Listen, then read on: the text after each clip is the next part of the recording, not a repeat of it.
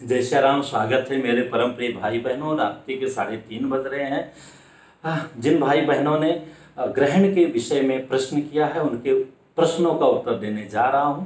उसके पहले दो बातें बताना बहुत आवश्यक है। कई लोग चैनल में भी आके भ्रांतियां फैला रहे हैं। शास्त्रों में आया है, स्पर्शे स्नानम जपम कुर्यान मध्ये होमम सुरार्चनम मुच्यमाने सदा दानम उभक्तो स्नानम माचरेत। मतलब ग्रहण का जब स्पर्श हो उस समय हमें स्नान करना चाहिए। जब करना चाहिए, अगर हम उसको 3 भाग में बांटते हैं तो मध्य भाग में अगर हम कोई विशेष पूजा करना चाहते हैं, ग्रहण शांति करवाना चाहते हैं अथवा भगवान के प्रीत्यर्थ कोई भी अनुष्ठान जप पूजा आचार्यों के द्वारा अथवा स्वयं ज्ञानी है तो करना चाहते हैं, वो मध्य समय में करना चाहिए। और मध्य होमम सुरार्चनम मतलब मध्य समय में सुर मतलब देवताओं की पूजा अर्चन इत्यादि करना चाहिए। यहाँ कहीं नहीं आया है कि 3 देवताओं के अलावा आप अन्य के मंत्रों का जाप नहीं कर सकते हैं, पाठ नहीं कर सकते हैं। हर लाइन की तरह इस लाइन में भी जो है, और यहाँ तो ज़्यादा ही जय जय सिया राम वाले लोग आ गए हैं, कुछ भी बोलते हैं। अब उसको सुधारने में हमारा जो है डबल परिश्रम लग जाता है। कोई बात नहीं है। मुच्च माने सदा दानम, जब ग्रहण जो है समाप्ति की ओर हो उस समय हमें दान करना चाहिए। बहुत विधियां हैं, तुला दान इत्यादि की भी बातें आती हैं। बंधु, मैं आप सभी लोगों को वही बातें बताता हूं जो कल्याणकारी हो, जो आप स्वयं कर सकें और उससे पूरा लाभान्वित हो बिना कोई 1% कटौती के। तो उभक्तो स्नानम आचरेत, जब ग्रहण का जो है समापन हो तो उस समय हमें अवश्य स्नान करना चाहिए। ये शास्त्रों में आया है। अब जो है कई लोग बोलते हैं माला छूना नहीं चाहिए, ये नहीं करना चाहिए, वो नहीं करना चाहिए। कुछ भी आके बोल देते हैं, उस पर हमें आपको विचलित नहीं होना है, अपने मार्ग से भटकना नहीं है, हमें करते रहना है। अब जिन लोगों ने भी प्रशंसा किया है पहले उनका नाम ले लेते हैं। जैसे प्रारंभ से जुड़ी हैं निशा वर्मा बहन, एनके वर्मा बहन, संदीप सिंह, रोहित सिंह, आदित्य महाजन भैया, मंजू राठी जी, अभिषेक पांडे जी और जो है भैया कृष्ण कुमार जी। आप सभी का आभार है। ऐसे उत्साह बढ़ाते रहिए, तभी हम देखिए रात में 3:30 बजे जग करके और उत्तर देने जा रहा हूँ। गणेश जाधव जी ने पूछा है कि हम गौ माता जी की सेवा करते हैं, आप कुछ और भी नहीं करेंगे तो भी चलेगा, तो क्या हम सूतक काल में अथवा ग्रहण काल में गौ माता का दूध निकाल सकते हैं? कई बार दूध नहीं निकालने से गौ माता को परेशानी होती है, बहुत सारी दिक्कतें होती है। अगर ऐसी कोई बाध्यता है तो आप कभी भी निकाल लीजिए। निकालने के पहले मतलब दूध निकालने के पहले अपने बाल्टी में कुसा धो करके रख लीजिए, अथवा कुसा का पर्यायवाची मतलब विकल्प माना जाता है दूरबा, वो मिल जाएगा, धो करके बाल्टी में डाल लीजिए और उसके बाद में ग्रहण काल के बाद में बेचने का काम कीजिए। हो सके तो उसके बाद में ग्रहण काल के बाद में दिन के 3:05 के बाद में ही ये सब करें तो बहुत ही उत्तम है। AW57 भाई इनका नाम है, भैया ने पूछा पितरों के लिए तर्पण कब करें? तो जब भी हम स्नान करते हैं तो स्नान करने के बाद में हमें संध्योपासना करना चाहिए, उसके बाद में तर्पण करना चाहिए। तो आप प्रारंभ काल में कर सकते हैं अथवा कोई कारण से आप बीच में अथवा बाद में भी कर सकते हैं, पर पहले करना उत्तम रहता है।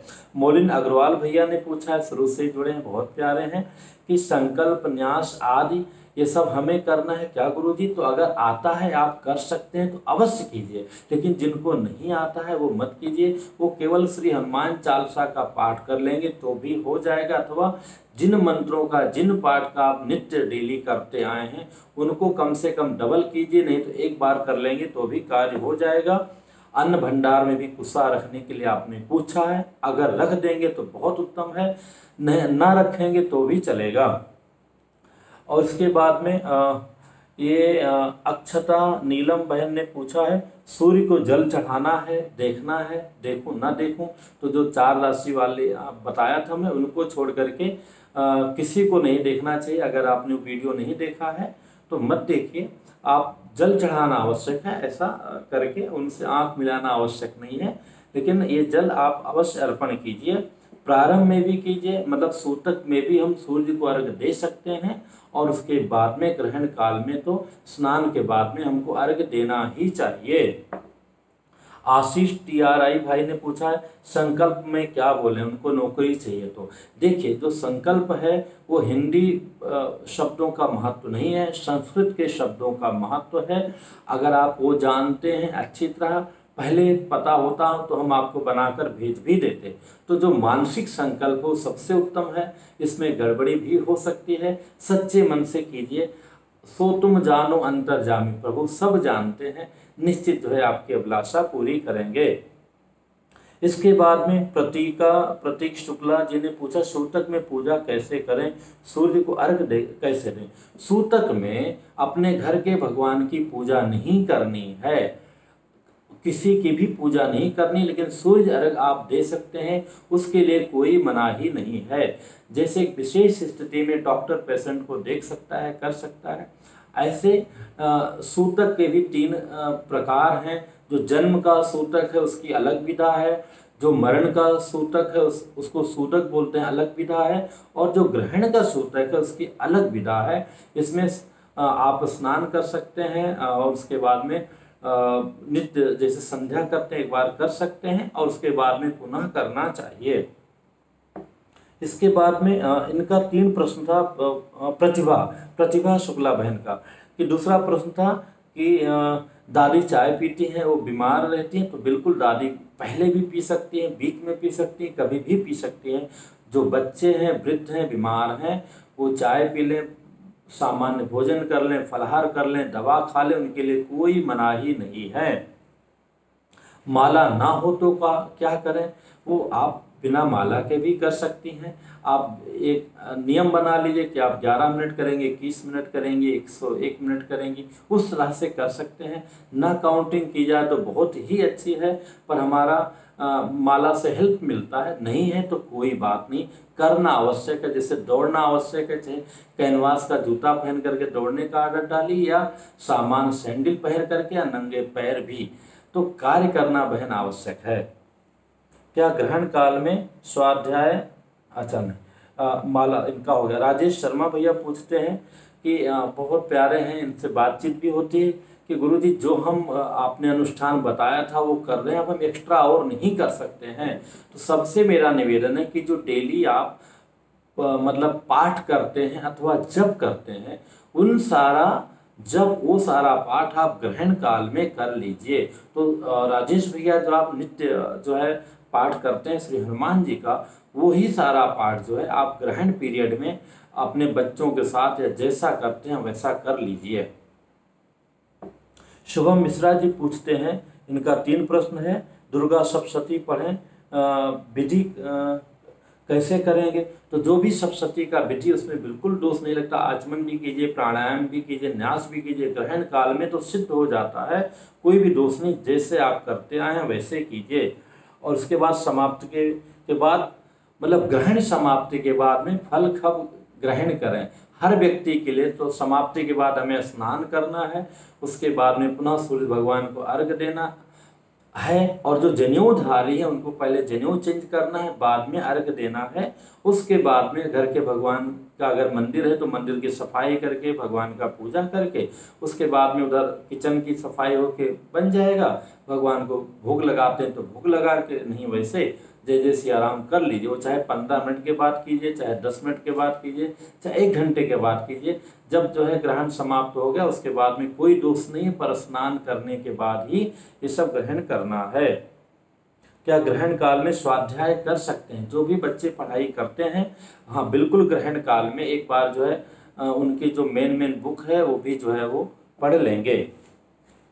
इसके बाद में राजेश जी भी दोबारा पूछे, कई विद्वानों ने दीप प्रज्वलित करने के लिए कहा है। बिल्कुल हमने भी, आप तो लोग क्या बताऊं पूरा वीडियो देखते नहीं हैं, लेकिन आप कर सकते हैं तो वैसा कीजिए, नहीं कर सकते हैं तो बिना दिया जलाए भी कर सकते हैं। पर हाँ, आसन के ऊपर बैठना बहुत जरूरी है, आसन के ऊपर बैठ करके ही करना चाहिए। इसके बाद में सीमाधार बहन ने पूछा, पीरियड्स हो तो क्या करें? तो बिल्कुल मत, कुछ भी मत कीजिए। आप स्नान प्रारंभ में कर लीजिए, बाद में भी कर लीजिएगा, उसके लिए अलग से कुछ भी करने की आपको आवश्यकता नहीं। जैसे पीरियड्स के नियम को पालन करती हैं वैसे ही बहन कीजिएगा, आपको पूरा लाभ मिलेगा और कोई इसमें दुविधा नहीं है। मोहित चौहान जी पूछते हैं, मैं रोज सिद्ध कुंजिका करता हूँ, तो हाँ बिल्कुल कर सकते हैं। जो भी आप सिद्ध कुंजिका ही नहीं, जो भी आप पाठ करते हैं, जब करते हैं डेली, उसको अवश्य कीजिए, बिल्कुल कर सकते हैं। तरुण जी पूछते हैं, सूर्य को अर्घ कैसे दें सूतक में? तो सूतक में स्नान के बाद एक बार दे दीजिए, ना दें तो भी चलेगा, लेकिन जैसे ग्रहण प्रारंभ हो तो पुनः स्नान कीजिए, उसके बाद में अर्घ दीजिए। सूतक में भी सूर्य को अर्घ दे सकते हैं, तुलसी को जल दे सकते हैं। ये सूतक जो है दूसरी प्रकार का है। अब देखिए, जैसे सास बहू, ससुर और बहू कई जगह प्रथा है कि साथ में नहीं बैठती हैं, बगल में नहीं बैठती हैं, सामने भी नहीं बैठती हैं। पर अगर उनको प्लेन में चलना हो, बगल बगल में टिकट हो तो बैठेंगी ना, कार में बैठेंगी ना। तो इसलिए हर नियम हर जगह लागू नहीं होता, इसीलिए एक जानकार व्यक्ति की, अनुभवी व्यक्ति की हर एक लाइन में आवश्यकता होती है। विद्या पांडे जी ने कहा है, नित्य सुंदर कांड करते हैं। तो हाँ बहन, बहुत अच्छी बात है, बहन या भाई हैं जो भी हैं, उत्तम है, अवश्य कीजिए। रश्मि किरण कुमार जी ने बोला है, बहुत अच्छी बहन है। दुर्वा को कब हटाएं? जो दुर्वा सामग्री में रखा अथवा कुस्सा रखा अथवा तुलसी का पत्ता लगा रखा है, तो ग्रहण के बाद में आप सामान्य सब काम करके तो कभी भी विसर्जित कर सकते हैं, उसके लिए अनिवार्यता नहीं है। ना ये चीज़ें खराब होने वाली हैं, ना नुकसानदायक हैं किसी भी रूप में। तो आराम से खा पी करके या उसके पहले भी आप हटाना चाहते हैं तो हटा सकती हैं, लेकिन ग्रहण के बाद में कभी भी कोई इसके लिए वो नहीं है। इसके बाद में शाइना सिंह ने बोला है बहन ने कि दो से अधिक पाठ अथवा जब कहीं किसी लोगों ने बताया होगा तो बिल्कुल बहन कर सकती हो, 10 कर सकती हो अगर नित्य करती हो। नहीं तो आप जिनमें अनुरक्ति है वो कर लो, जो करो अच्छे से करो, थोड़ा ज़्यादा करो, वो आपका सिद्ध हो जाएगा। कम से कम 10 गुना ज़्यादा तो कर ही दीजिए।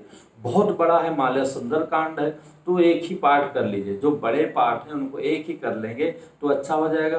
जो भी ब्राह्मण हैं, क्षत्रिय हैं, वैश्य, इनको गायत्री मंत्र अवश्य जाप करना चाहिए, लेकिन जो जनेऊ के नियम का पालन करते हैं नित्य, उनको ही जाप करना चाहिए।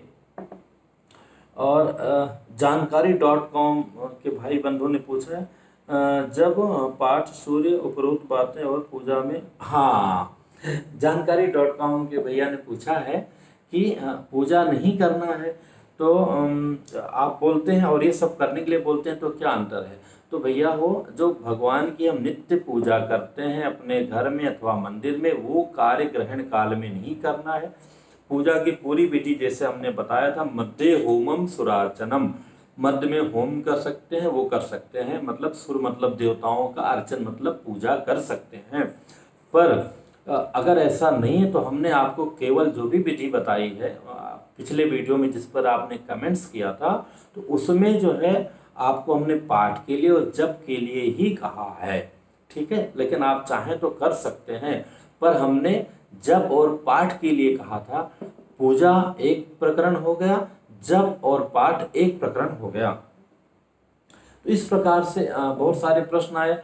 अब हमने एक प्रश्न कहा तो उस पर कई लोगों ने कई बातें की। कई सारे यूट्यूबर ने कहा है कि 6 राशि वालों के लिए जय जय सियाराम जो है वो करोड़पति बना देगा। हम आपसे निवेदन है कि कोई आम व्यक्ति हो और अगर आपने भी उन वीडियो को देखा हो, आम व्यक्ति हो जिसके अकाउंट्स में जो है 1000, 10,000, 50,000 रहता हो, वो करोड़पति बन जाए। हो सकता है 10, 20, 50 लाख में कोई बहुत बड़े पुण्य से बन जाए, लेकिन ग्रहण के कारण बन जाएगा ऐसा नहीं लगता है। तो इसलिए बहुत तरह से लोग भरमाते हैं, बहुत तरह से लोग कहते हैं। हम थोड़ा थोड़ा भी बूंद बूंद भी भरेंगे तो हमारा घड़ा भर जाएगा, हमारा तालाब भर जाएगा।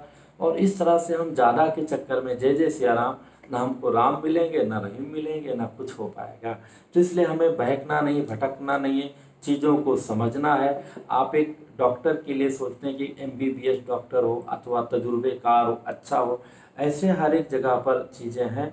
आज असली से ज़्यादा नकली चीज़ें भरी हैं बाज़ार में, हर जगह हर एक रूप में, चाहे डॉक्टरी लाइन हो, चाहे पढ़ाई लाइन हो, चाहे पूजा पाठ का हो, हर जगह नकली लोगों की भरमार है। हमें समझना है, सजग रहना है।